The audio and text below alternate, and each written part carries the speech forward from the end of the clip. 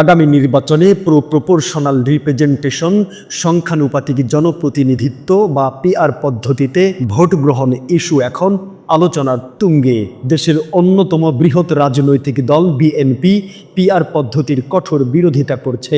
অন্যদিকে জামায়াতে ইসলামী, খেলাফত মজলিস, ইসলামী আন্দোলন বাংলাদেশ সহ বেশিরভাগ রাজনৈতিক দল এই পদ্ধতির পক্ষে দৃঢ় অবস্থান নিয়েছে।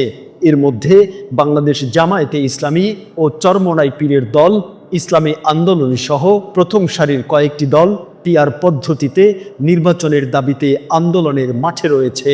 জাতীয় ঐক্যমত্য কমিশনের সহসভাপতি আলী রিয়াজ সংখ্যানুপাতিক প্রতিনিধিত্ব পিআর পদ্ধতিতে জাতীয় সংসদ নির্বাচনে অধিকাংশ দল একমত বলে জানিয়েছেন। তিনি এও জানিয়েছেন যে কয়েকটি দল এই বিষয়ে সুস্পষ্ট আপত্তি জানিয়েছে। 29 জুন ফরেন সার্ভিস একাডেমিতে ঐক্যমত্য কমিশনের সহসভাপতি আলী রিয়াজ জানিয়ে দেন, ঐক্যমত্য কমিশনের 31 দলের মধ্যে 26টি দলই সংখ্যানুপাতিক প্রতিনিধিত্ব পিআর পদ্ধতিতে নির্বাচন চায়। এরপর থেকে বিষয়টি নিয়ে জোরালো আলোচনা চলছে। প্রথমবার 1899 সালে বেলজিয়ামে চালু হয় পিআর পদ্ধতি। বর্তমান বিশ্বের 170টি গণতান্ত্রিক দেশের মধ্যে 91টি অর্থাৎ 54% দেশে পিআর ভিত্তিক নির্বাচন অনুষ্ঠিত হয়। উন্নত দেশের সংগঠন OECD এর 36টি দেশের মধ্যে 25টি অর্থাৎ প্রায় 70% দেশ এই পদ্ধতি অনুসরণ করে। নির্বাচন বিশ্লেষকরা বলছেন, এ পদ্ধতিতে একটি নির্বাচন দেওয়া প্রত্যেকটি ভোট কাজে লাগে এবং প্রতিটি ভোট সংসদে সমানভাবে প্রতিনিধিত্ব করে।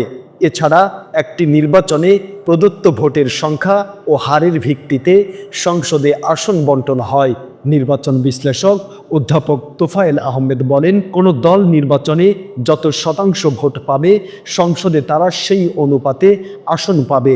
নির্বাচনের এই আনুপাতিক প্রতিনিধিত্ব পদ্ধতি যদি চালু হয় তাহলে তার সুশাসন নিশ্চিতেও গুরুত্বপূর্ণ ভূমিকা পালন করতে পারে। একটি বেসরকারি সংস্থার জরিপে দেখা যায়, যেখানে অংশ নেওয়া 70% জনগণ পিআর এর পক্ষে রয়েছেন। বেসরকারি সংস্থা সুশাসনের জন্য নাগরিক এক জনমত জরিপে এ তথ্য উঠে এসেছে। ঢাকা বিশ্ববিদ্যালয়ের সাবেক শিক্ষক অধ্যাপক এম শহীদুজ্জামান বলেন, পিআর পদ্ধতিতে নির্বাচনে তো কোনো সমস্যা নেই, আমাদের মধ্যে একটা নতুন লিগ্যাল আর্গুমেন্ট, আইনগত চিন্তাধারায় একটা বৈপ্লবিক নতুন ধারা জন্ম নিয়েছে। পিআর পদ্ধতির ভোট গ্রহণের ধারণাকে এমনভাবে জনসম্মুখে তুলে ধরা হচ্ছে, জাতির সামনে এই যুক্তি নতুন প্রজন্মের অনেক বড় প্রভাব পড়বে।